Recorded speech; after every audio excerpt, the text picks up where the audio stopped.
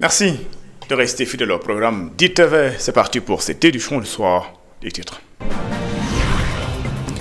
À Sébikotane, les impactés du train express régional continuent de réclamer leurs droits et ces derniers accusent le régime actuel de faire le dilatoire. Pendant ce temps également, à Afiniam, un conflit foncier oppose la population locale à une coopérative privée. Ils accusent cette coopérative d'avoir entamé le démembrement de rizières sans consultation préalable. Série d'attaques contre les guides religieux. Mais avant cela, la 25e édition de la Semaine nationale de l'école de base Thiès a accueilli le lancement. Cette 25e édition est placée sous le thème pour un environnement scolaire sécurisé et propice aux apprentissages. La communauté s'engage.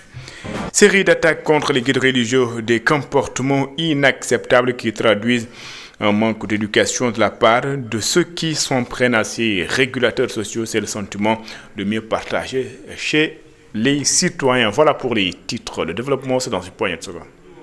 Bienvenue. Les impactés de la première et de la deuxième phase du train express régional déplorent l'absence de dialogue depuis l'arrivée des nouvelles autorités. Ses membres continuent de réclamer des titres de propriété ainsi que la mise à disposition de sites de recasement du lac Rose et du Yaba pour sortir de la précarité selon eux. Malgré les promesses des autorités, rien n'a été fait. Amidou Diarra est le coordinateur des impactés de la première et de la deuxième phase du train express régional et est ici au micro de Babacar Seck. Ça fait presque 10 ans de lutte que nous courons derrière les promesses non tenues de l'État. Donc raison pour laquelle nous sommes aujourd'hui rassemblés ici à Sébikotane qui marque un point focal du projet Terre. Parce que incessamment, la deuxième phase, le tronçon Diamniadio AIBD va bientôt démarrer. Raison pour laquelle nous voulons simplement alerter l'autorité pour qu'il puisse quand même régler les doléances que nous courons depuis ça fait presque 10 ans. L'État nous doit un site de recasement qu'il doit aménager, mais également les primes, à savoir les primes de perte de revenus locatifs, primes de vulnérabilité, accompagnement social, mais surtout nos titres de propriété. L'État nous doit un site de recasement qu'il doit aménager avec toutes les commodités qu'il faut pour la première phase à Lac Rose et pour la deuxième phase à Yaba. Donc jusque-là, nous courons pour que nous puissions quand même être détenteurs de nos titres de propriété, ce qui nous faciliterait quand même de pouvoir commencer nos constructions. Parce que nous avons fait un constat avant ce nouveau régime. Le régime d'avant, on avait l'habitude quand même de s'asseoir autour d'une table et essayer de trouver des voies et moyens pour essayer de régler quand même le problème, parce qu'on sait que c'est un problème quand même un peu complexe.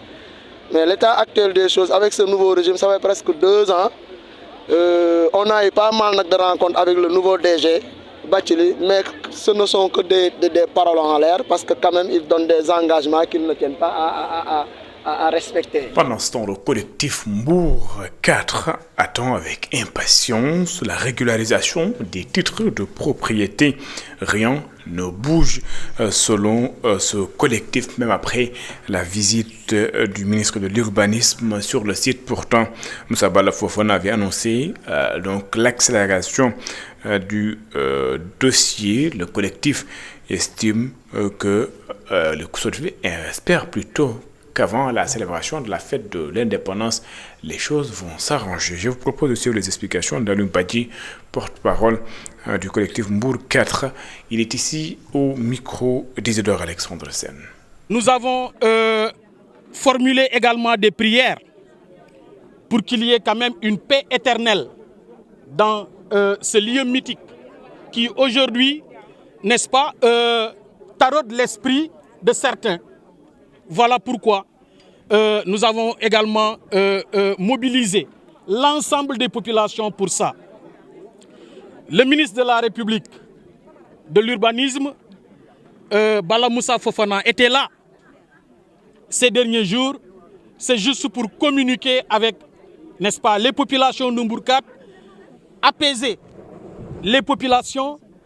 Et avant de descendre sur le site, nous avons quand même ensemble assisté, le collectif a assisté à la rencontre qui a eu lieu à la gouvernance avant de descendre, n'est-ce pas, sur le site. Et il a rassuré, j'avoue, qu'il a rassuré les populations.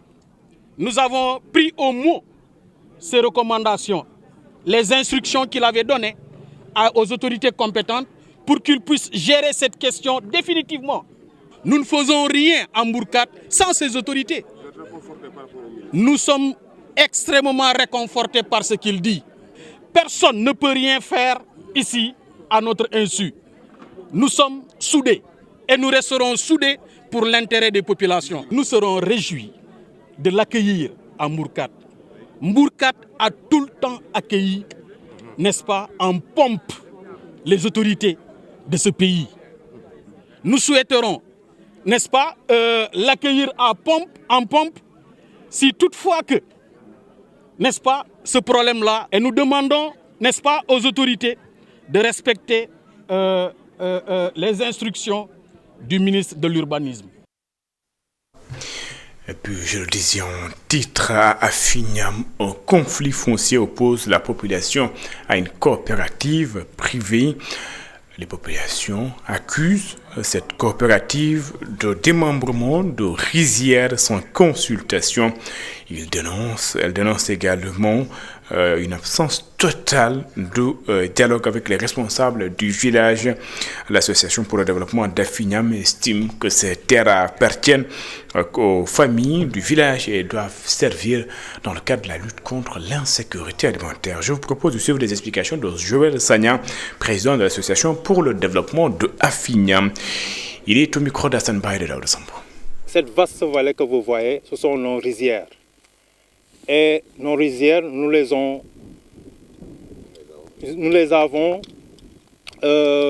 eues de nos ancêtres. Et aujourd'hui, c'est une coopérative privée qui est venue sans l'aval de la population, des familles, et ont commencé à faire un démembrement sans consulter au préalable les villageois. Et c'est ce qui a fait que les villageois leur ont demandé d'arrêter le temps qu'il y ait au moins des échanges pour résoudre ce problème qui vraiment nous touche tous. Nous leur demandons d'arrêter le démembrement jusqu'à nouvel ordre.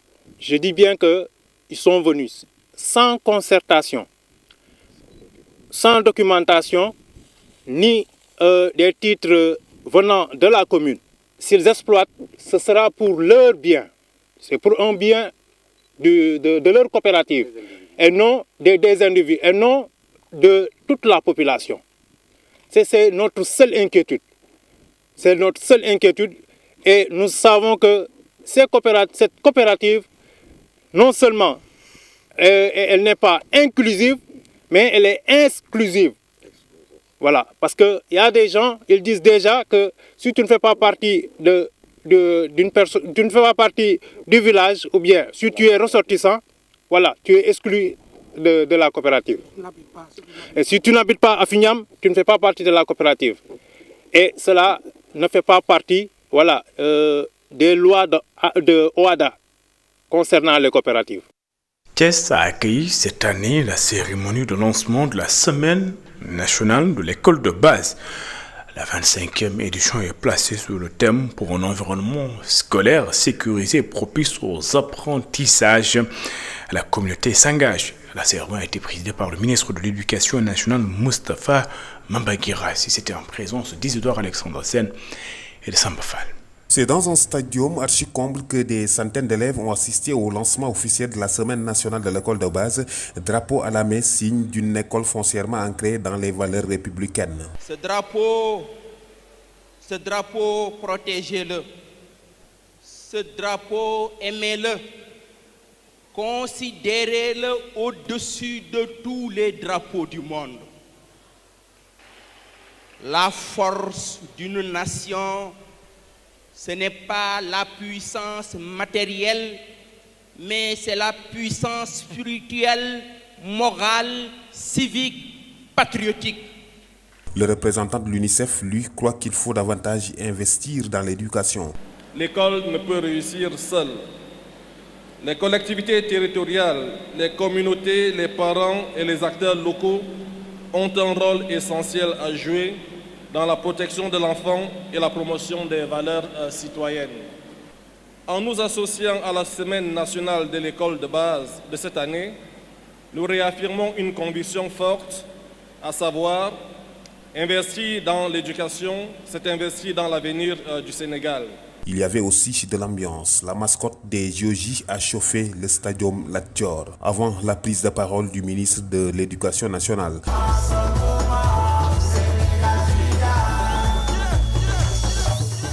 C'est un honneur pour moi, un honneur particulier, empreint de solennité et de responsabilité, de présider ce jour la cérémonie officielle de lancement de la 25e édition de la Semaine nationale de l'école de base. Placée sous le thème « Pour un environnement scolaire sécurisé et propice aux apprentissages », la communauté s'engage. Cette édition constitue un moment fort de mobilisation citoyenne en faveur de notre système éducatif.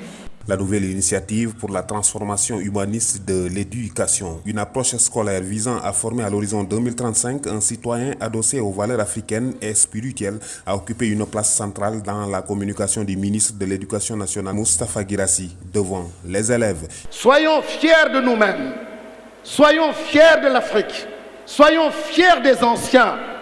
Et il n'y a que les valeurs qui peuvent impacter et transformer une communauté.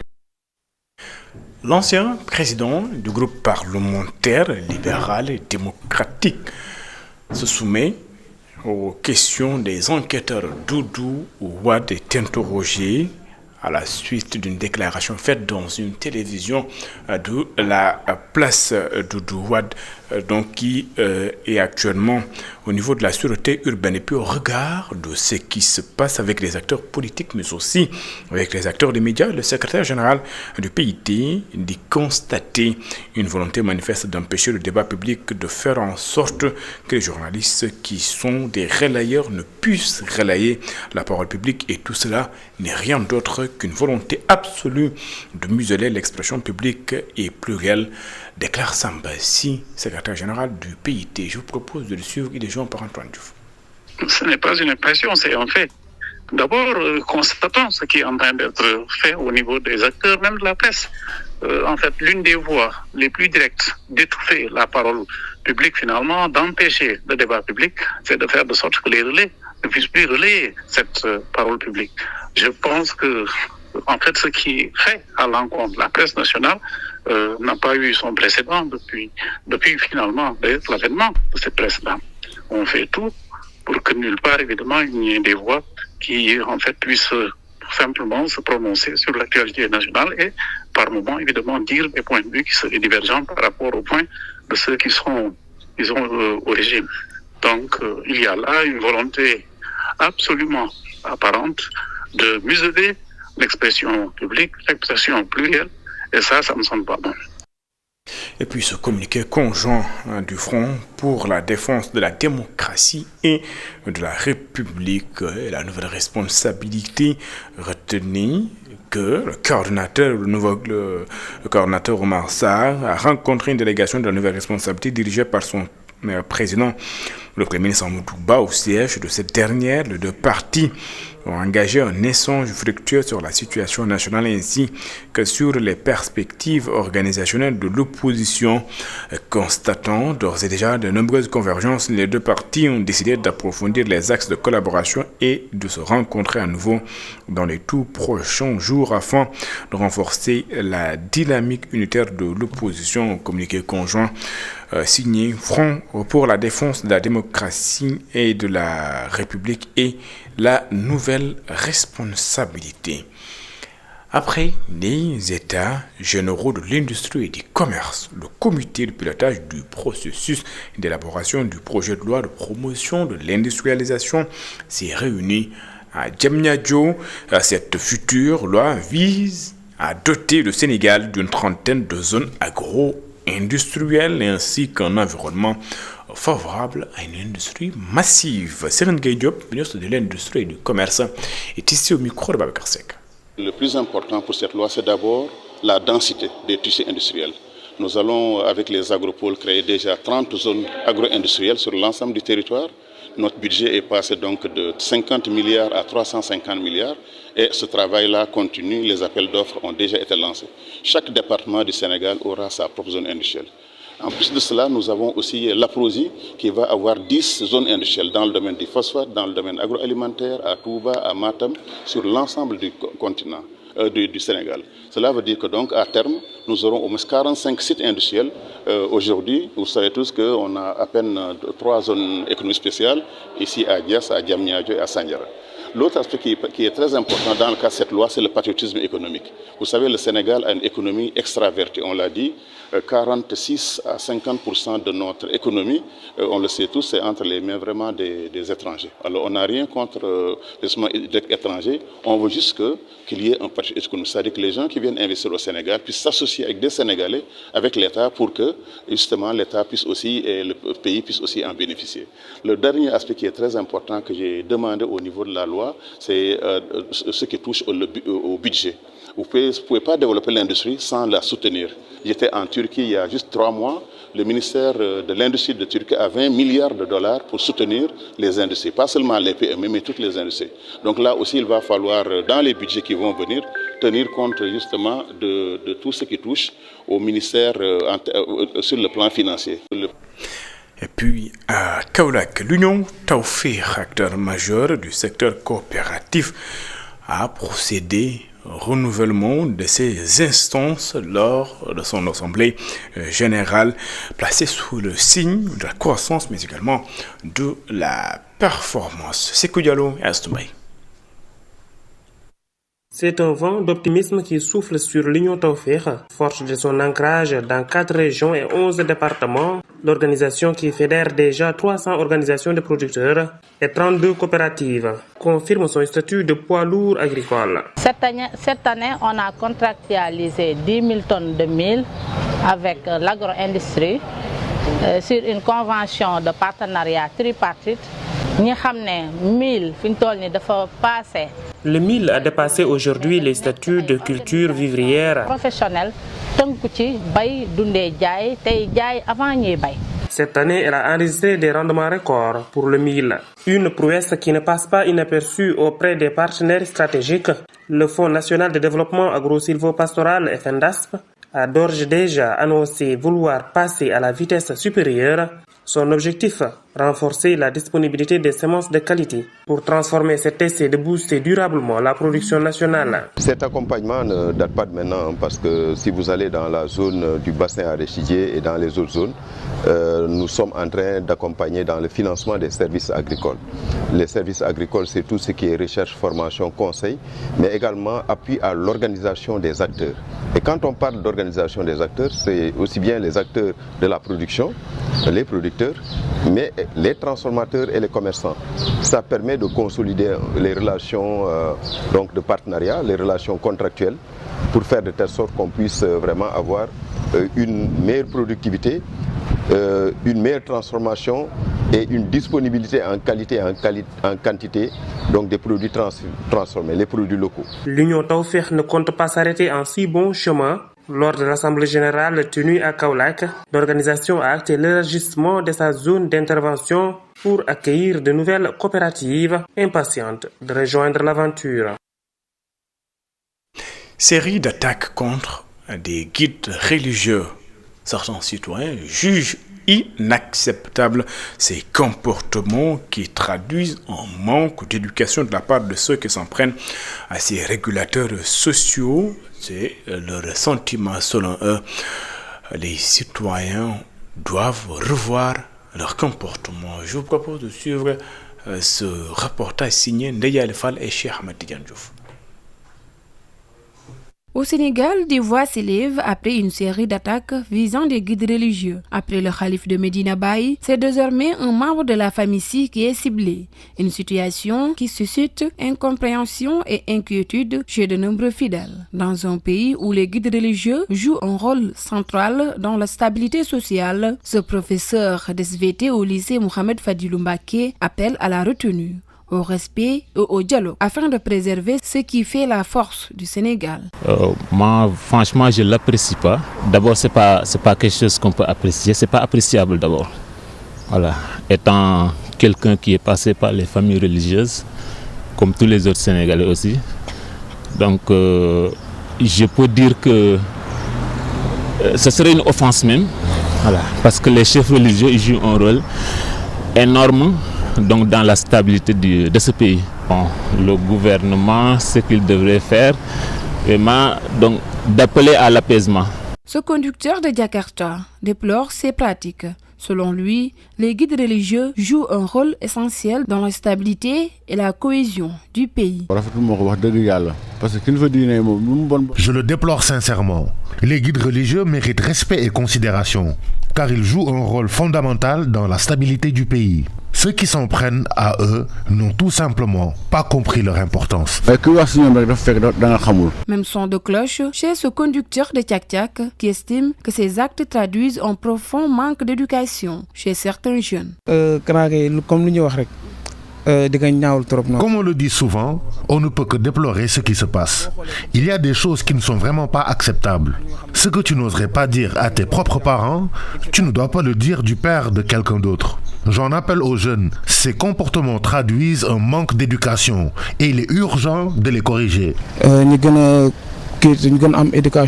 Entre indignation et appel à l'apaisement, une large frange de la population plaide aujourd'hui pour le respect des guides religieux. Dans un Sénégal bâti sur la tolérance et le vivre ensemble, beaucoup estiment que ces valeurs doivent rester un rempart face aux dérives afin de préserver la paix sociale. Et puis, parlons tout à fait d'autre chose. La société gestionnaire de l'aéroport international Blaise Diagne a inauguré donc 2 nouvelles boutiques de luxe. Ce choix qui se justifie par la rigueur et le sérieux de la plateforme aéroportuaire a pour objectif d'inscrire l'AIBD dans le registre des meilleures infrastructures mondiales tout en respectant un standard d'excellence internationale. Mountaga Kane et Mamoud Ba. L'inauguration de ces 2 boutiques a été célébrée dans une ambiance festive et mélodieuse.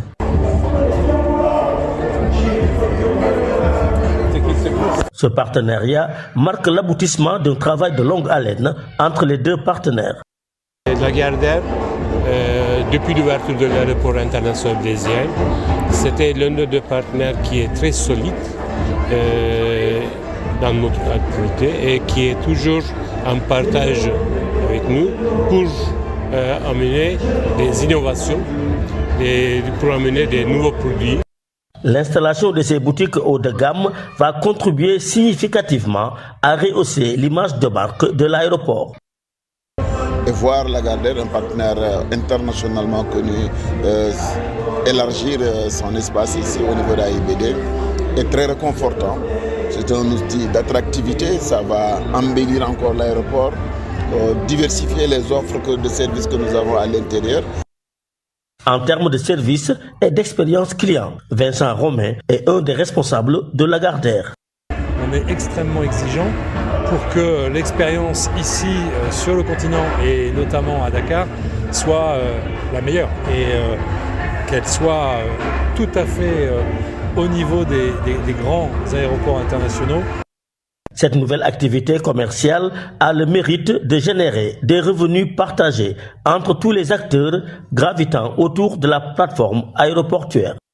L'activité génère des revenus, génère des ressources, génère de la valeur. Et cette valeur, elle est partagée. Elle est partagée d'abord avec les travailleurs, elle est partagée avec nos partenaires de l'aéroport et elle nous permet de continuer à bâtir un écosystème qui soit des plus valeureuses possibles et qui surtout qui soit sécure pour préparer l'avenir. Avec l'arrivée de ces enseignes de prestige, le voyage commence désormais bien avant le décollage. En alliant luxe, rigueur et rentabilité partagée, l'AIBD et Lagardère hissent la plateforme aéroportuaire aux standards les plus élevés du ciel mondial. Muntaga Khan, merci, c'est la fin de cette édition, merci de l'avoir suivi, excellente suite de programme sur les antennes d'ITV. Je vous donne rendez-vous juste après cette édition dans votre émission L'invité de la rédaction. Je reçois ce soir Elhadj Mohamed Ndoye, donc il est membre du conseil d'administration de AFTU. Vous l'avez compris, nous allons parler d'AFTU, des bus Tata, les accidents, les nouvelles tarifications avec la baisse du carburant et tout, et beaucoup de questions donc qui vont tourner autour du transport au Sénégal. À tout de suite.